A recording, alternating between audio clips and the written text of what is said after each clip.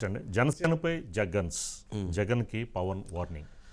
ఈరోజు అంటే రాత్రి జనసేన పార్టీ కార్యాలయం అంటే మంగళగిరి పార్టీ కార్యాలయంలో పనిచేసేటువంటి సిబ్బంది, మేనేజర్స్ కావచ్చు, స్టాఫ్ కావచ్చు, అట్లాగే పవన్ కళ్యాణ్ గారి సెక్యూరిటీ కావచ్చు, వారితో పాటు అక్కడ పనిచేసేటువంటి సోషల్ మీడియా స్టాఫ్ కావచ్చు, వాళ్ళందరూ మంగళగిరి పార్టీ ఆఫీస్ వెనక అపార్ట్మెంట్స్ ఉంటాయి. అపార్ట్మెంట్స్లో వాళ్ళు ఒక 2 అపార్ట్మెంట్స్లో వాళ్ళే ఉంటారు. ఆ అపార్ట్మెంట్స్లో రైడ్ చేశారు పోలీసులు రాత్రి. ఎందుకు వెళ్ళారో తెలియదు. వెళ్ళి వాళ్ళని, మీ దగ్గర గంజాయి ఉందా, మీ దగ్గర కొకైన్ ఉందా, లేక మీరు ఏం చేస్తున్నారు, అసలు మీరెవరు, మీ ఐడి కార్డు లేని, మీరు అసలు ఎక్కడి నుంచి వచ్చారు, మీ దగ్గర మొత్తం చెక్ చేయాలని చెప్పని చెక్ చేయటం, వాళ్ళందరినీ కూడా తీవ్రంగా విమర్శించటం, తోలనాడటం, భయపెట్టే విధంగా వ్యవహరించటం, ఇలాంటివి అనేకం జరిగినటువంటి పరిస్థితి రాత్రి ఏర్పడింది.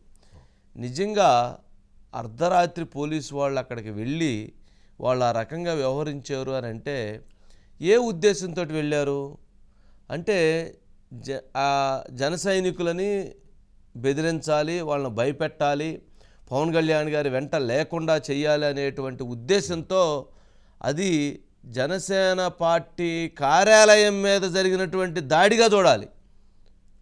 ఇప్పుడు ఏదన్నా తప్పు జరిగింది లేదా ఏదైనా కంప్లైంట్ వచ్చిందంటే వెళ్ళొచ్చు, అంతేగాని ఏమీ లేకుండా ఇష్టానుసారంగా వెళ్ళిపోయి రైడ్ చేసి భయపెట్టేటువంటి ప్రయత్నం చేశారంటే అది ఏ రకమైనటువంటి చర్య.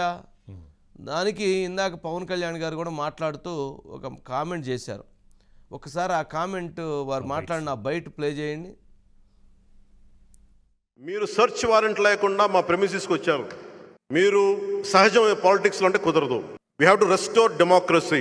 ప్రజాస్వామ్యాన్ని పునరుద్ధరించాలి. మీరు కనుక ఇప్పుడున్న పార్టీకి కొమ్ము కాస్తూ ఉంటే మా ప్రభుత్వం వచ్చాక, సంకీర్ణ ప్రభుత్వం వచ్చాక నేను మర్చిపోయే వ్యక్తిని కాదు. ఎందుకంటే మీరు ప్రజాస్వామ్యబద్ధంగా నేను చాలా చాలా గౌరవించే వ్యక్తిని. నేను భయపడే వ్యక్తిని కాదు. నన్ను ఖండాలుగా ముక్కలుగా నరికిన భయపడే వ్యక్తిని కాదు అని సిద్ధపడే వచ్చాను. అందుకే చెప్తున్నాను. ఖండాలుగా ముక్కలుగా నరికినా కూడా నేను భయపడే వ్యక్తిని గాను.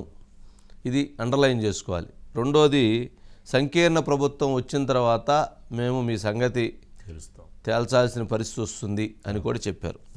నా ఉద్దేశం ఏంటంటే ఈరోజు నైటు భారతీయ జనతా పార్టీతో క్లారిటీ వచ్చేస్తుంది.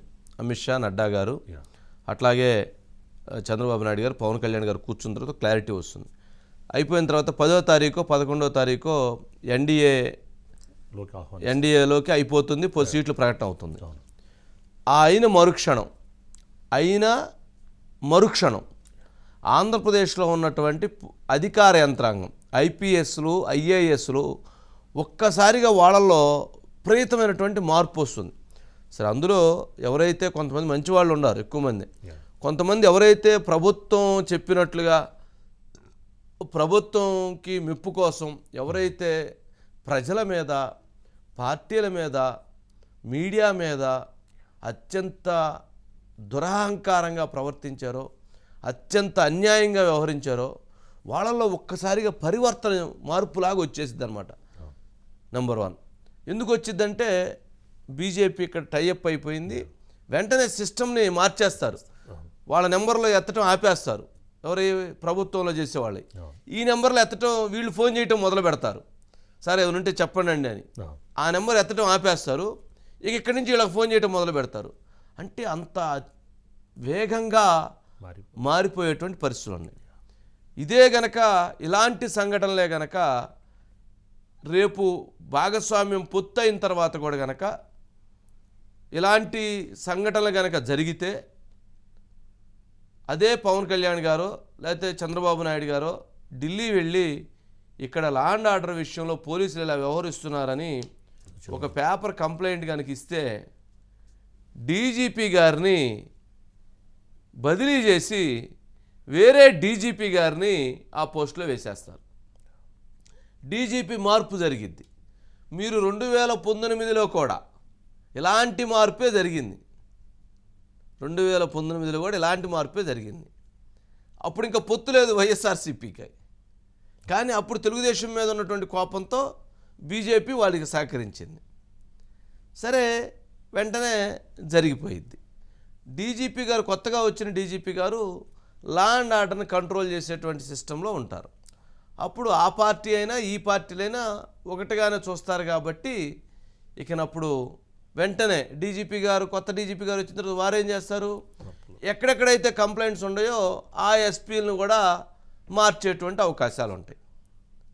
ఆ ఎస్పీలు కూడా మారటంతో సిస్టమ్ అంతా కూడా మొత్తం సెటరేట్ అయిపోయింది. అప్పుడు ఏం జరిగిద్ది అనేటువంటి విషయం మనకంటే కూడా ప్రజలకి చాలా చక్కగా, చాలా క్లారిటీగా తెలుసు. కాబట్టి మనం ఇంతకంటే ఎక్కువ చెప్పాల్సిన అవసరం లేదు. నేనేమంటానంటే జరిగింది ఏదో జరిగిపోయింది. పోలీస్ వ్యవస్థ అంటే గౌరవం అందరికీ. వాళ్ళు చట్టాన్ని, న్యాయాన్ని కాపాడాల్సింది వాళ్ళే, ప్రజలకు రక్షణ కల్పించాల్సింది వాళ్ళే. ఈ 50 రోజులన్నా, ఈ 50 రోజులు, ఈ 50 డేస్ ఎలక్షన్ అయిపోయేంత వరకు కొంచెం ప్రజలకి బాధ్యతగా వ్యవహరించండి. ప్రజలకి న్యాయంగా ఉండే విధంగా, రక్షణ కల్పించే విధంగా, అన్యాయాలను ఎదుర్కొనే విధంగా, న్యాయాన్ని కాపాడే విధంగా వ్యవహరించమని మన విజ్ఞప్తి. అది ప్రజల ద్వారా మన విజ్ఞప్తి. అది పాటిస్తే సిస్టంకి ఇబ్బంది లేదు. అది కూడా పాటించకుండా మేము అదే విధంగా ఉంటామనంటే, ఇందాక పవన్ కళ్యాణ్ గారు ఒక మాట చెప్పారు, లోకేష్ గారు అయితే రెడ్ బుక్ ఒకటి ఎత్తుకొని తిరుగుతూ ఉన్నాడు, ఆ రెడ్ బుక్ ఒకటి, ఇలాంటివి చాలా ఉంటాయి. అప్పుడు అనవసరంగా సిస్టమ్ని ఇబ్బంది పెట్టుకోవద్దని నా ఉద్దేశం, మన రిక్వెస్ట్. సరే, తర్వాత వాళ్ళు ఇన్నోళ్ళు అంటారు, ఇన్నోళ్ళు మనకేం సంబంధం. మురళి ఉన్నారండి. సరే మురళి, ఏంటి రాత్రి జరిగినటువంటి వివాదం చాలా తీవ్రంగా దుమారం లేగింది. అసలు అప్పుడు పార్టీకి సంబంధించినటువంటి వ్యక్తుల మీదకు పోయి రైడ్ చేయటం ఏంది, భయపెట్టడం ఏంది, భయభ్రాంతులకు గురి చేయటం ఏంది, కేసులు పెడతామని బెదిరించడం ఏంటి, అసలు అంత పరిస్థితి ఎందుకు వచ్చింది?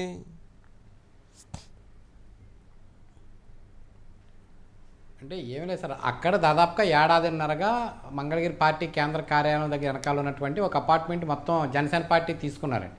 అక్కడ సోషల్ మీడియా డిపార్ట్మెంటు, అదేవిధంగా కూడా పవన్ కళ్యాణ్ వ్యక్తిగత భద్రతా సిబ్బంది, జనరల్ సెక్యూరిటీ సిబ్బంది అంతా అక్కడ ఉన్నారు. అయితే నేను రాత్రి 10:30 సమయంలో ఒక సిఐ, కొంతమంది కానిస్టేబుల్, 4 కానిస్టేబుల్ మఫ్టీలో వెళ్ళి సడన్గా అక్కడ ముందు వాచ్మెన్తో మాట్లాడి, వాచ్మెన్ వెళ్ళటానికి వీల్లేదంటే అతన్ని తిట్టి, అతన్ని భుజంపెట్టి గంటికి వెళ్ళి లోనికి వెళ్ళి మొత్తం అన్ని రూములు తీసి ఒకసారి అడావిడి చేశారు. అంటే ఓన్లీ ఒకే ఒక అంశం ఏంటంటే భయభ్రాంతులకు గురి చేయటం, కేసులు పెడతామని బెదిరిస్తే కనుక వీళ్ళంతా పారిపోతారు. పవన్ కళ్యాణ్కి లేకపోతే ఆ పార్టీకి ఉన్నటువంటి సోషల్ మీడియా వింగ్ చిన్నాభిన్నం అవుతే కనుక అక్కడ పవన్ కళ్యాణ్కి ఎంతో కొంత మైనస్ అవుతుంది. సెక్యూరిటీ సిబ్బందిని కూడా మనం బెదిరిస్తే కనుక కొంత ఇది అవుతుందని ఒకే ఒక కాన్సెప్ట్ సార్. అయితే జనసేన పార్టీ నాయకులు మాత్రం ఖచ్చితంగా పోలీసులు కావాలనే వచ్చారు. ఏదో ఒకటి ఇంకో గంజాయో మాదక ద్రవ్యాలు తీసుకొచ్చి అక్కడ పెట్టి వాళ్ళు మా మీద కేసులు పెట్టి మమ్మల్ని అల్లరి చేసి ప్రజల్లో మమ్మల్ని చులకలు చేయాలనే ప్రయత్నం చేశారు. అయితే మా సిబ్బంది అంతా కూడా అలర్ట్గా ఉండి వెంటనే వాళ్ళ కెమెరాలు తీసుకుని కెమెరాలు షూట్ చేయడంతో పోలీసులకు అవకాశం చెక్కలేదని జనసేన పార్టీ నాయకులు చెప్తున్నారు. మొత్తం మీద ఏదంటే జనసేన పార్టీకి ఏదైతే బలంగా ఉన్నటువంటి సోషల్ మీడియా వింగ్, ఎందుకంటే ఇప్పుడు సోషల్ మీడియా వింగ్ అన్ని రాజకీయ పార్టీలు కూడా బలమైన నెట్వర్క్ అండి. వాళ్ళు ఆ వింగ్ ద్వారా ప్రజల్లోకి వెళ్ళే ప్రయత్నం చేస్తారు. అటువంటి వింగ్స్ని వీక్ చేస్తే కనుక రేపు వాళ్ళకి వెళ్ళవలసినటువంటి ప్రచారాలు కానీ లేకపోతే వాళ్ళకి పవన్ కళ్యాణ్ స్పీచ్లు కట్ చేయడంలో కానీ ఇవన్నీ కొంత వాళ్ళు భయపడతారు. భయపడినప్పుడు మనకి కొంత ఫెచ్చింగ్ అవుతుంది. గవర్నమెంట్ అంతర్లీనంగా చేస్తున్నటువంటి ఒక ఆలోచన సార్. అందులో భాగంగానే ఈ యొక్క రైట్స్ జరిగినాయని చెప్పేసి జనసేన పార్టీ నాయకులు చెప్తున్నారు. అయితే రాత్రి జరిగిన తర్వాత ఈరోజు పవన్ కళ్యాణ్ కూడా మాట్లాడారండి. మీరు కొడితే మేము కూడా కొట్టగలదు, మేము అంత ఈజీగా ఏమి ఉండదు, అదేవిధంగా నేను ప్రాణాలకు తెగించే వచ్చాను అంటే ప్రాణాలు తెగించంటే ఎదురొచ్చి ప్రాణాలను అర్పించాను, చివరి నిమిషం వరకు సమిష్టిగా పోరాటం చేస్తారని చాలా అంటే ఒక రకమైనటువంటి చాలా నెమ్మదిగా బలమైనటువంటి వార్నింగ్ ఇచ్చారు. ఎందుకంటే వైఎస్ఆర్ కాంగ్రెస్ పార్టీ ఏది చేస్తున్నా చూస్తూ ఊరుకోము, ఖచ్చితంగా దాని ప్రతిదానికి సమాధానం చెప్తాము.